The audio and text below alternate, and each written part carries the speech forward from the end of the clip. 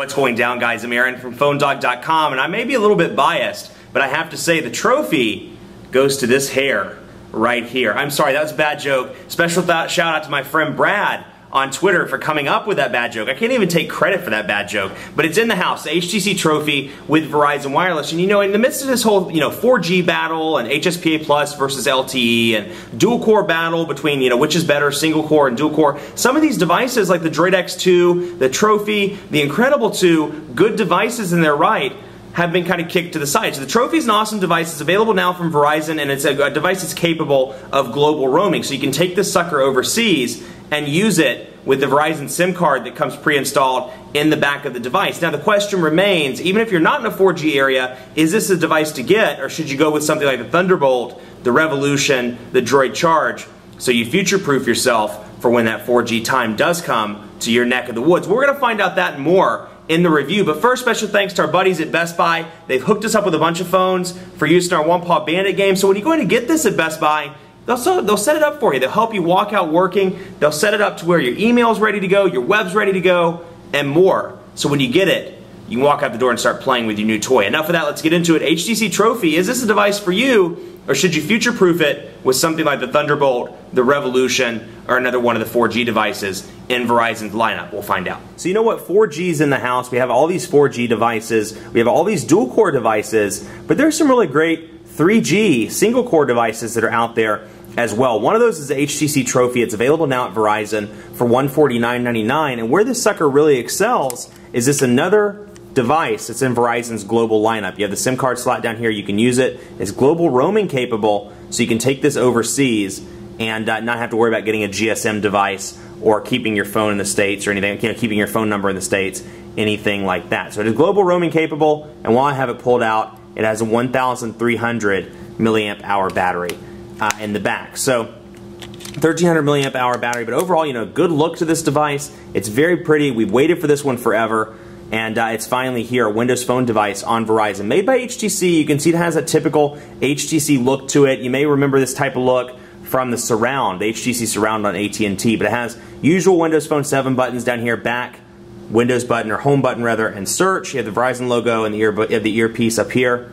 Power button, 3.5mm headphone jack, your typical 5 megapixel camera with a flash. You have this nice red color scheme on the back.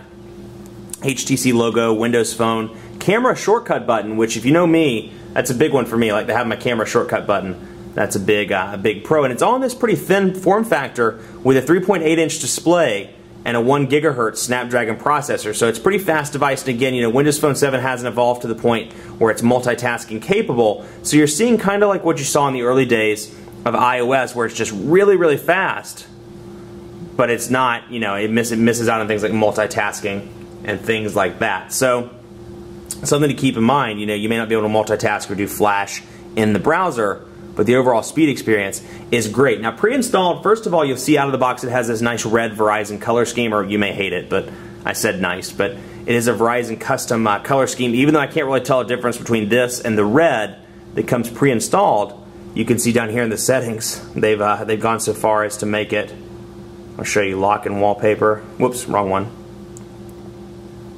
Right here. And, oh, theme, thank you, Verizon, as opposed to just going with red. So I can't really tell a difference, but whatever.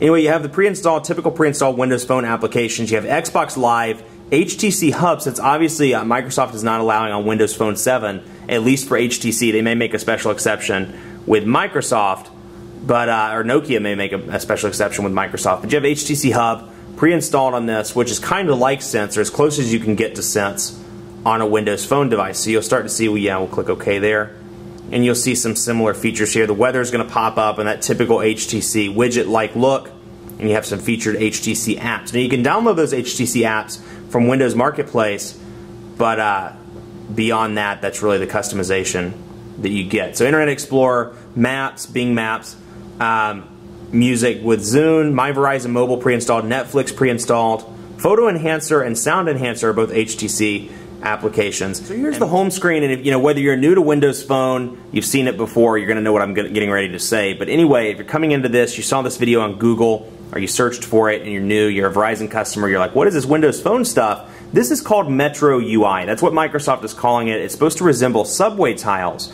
And one of the interesting things that, that I hope to see in a future software update is the ability to change the way the tiles look. Now you can see some of these tiles are square, some of these tiles are rectangular, like the HTC one, the calendar one, the pictures one. There's no rhyme or reason, there's no way to change those. It is what it is based in the system. So if I bring calendar to the home screen, for example, it's rectangular. If I bring Internet Explorer to the home screen or messaging to the home screen, it's square. So it's kind of interesting. There's no rhyme or reason, and I can see a lot of use with phone being rectangular or messaging being rectangular, where over here in the blank space, you could see your missed calls, or you could see your missed messages, or in the case of email, you could see your missed emails. I think there's a lot of potential there that isn't necessarily being utilized by Microsoft, so I hope to see that in the future. Anyway, you can see here, and you can move these around by clicking and holding one and bringing it down wherever you want it to be. So if I wanted to bring people down here, I can bring it right in there, or I can bring it right back up. And then once it's highlighted up there, just click it again, and it pops right back into place. So it's a clean, easy to use operating system, and they designed it to be simplistic. It's, if I remember right, the exact phrase is get in, get out, get back to your life is the official phrase for Windows Phone. So we'll go into messaging, take a look at that, and show you what the keyboard looks like. And it's the typical Windows Phone keyboard that you've seen before. Now this does ship with copy and paste capability, which is something Windows Phone didn't have in the very beginning, and it does have now. So we'll do the quick brown fox.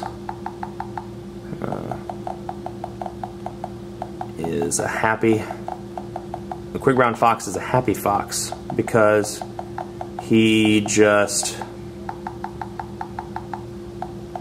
got paid.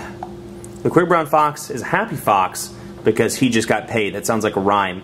But you can use that in portrait or in landscape mode. Now this has a 3.8-inch display, so you're looking just a little bit bigger than the iPhone and smaller than devices like the G2X, the Galaxy S2, the Sensation 4G, the Revolution, etc. So it is a smaller display. Even in landscape, some people with large thumbs may have issues typing, but you still get a nice landscape keyboard for people that don't want to use it in portrait. So you can always switch back and forth between those, and you can just see how easy the transitions are. And it's not so much that the transitions are fast. Where Windows Phone really does a good job is the transition effects are phenomenal. And this is one of those things, it takes a couple seconds for it to pop down and to go back up, but the overall transitions, how that line below 2 just easily goes up. You're kind of mesmerized by the transition effects, and you forget how long it takes. And you see that everywhere in this operating system. You see it in the browser. Go into Internet Explorer, for example, because I do want to show you Phone Dog anyway. Go into Bing, and we'll actually go ahead and load up Phone Dog. PhoneDog.com. While that's loading, you can see it takes a few seconds for it to line the page back up and do everything that it needs to do, but those transition effects really throw your eye.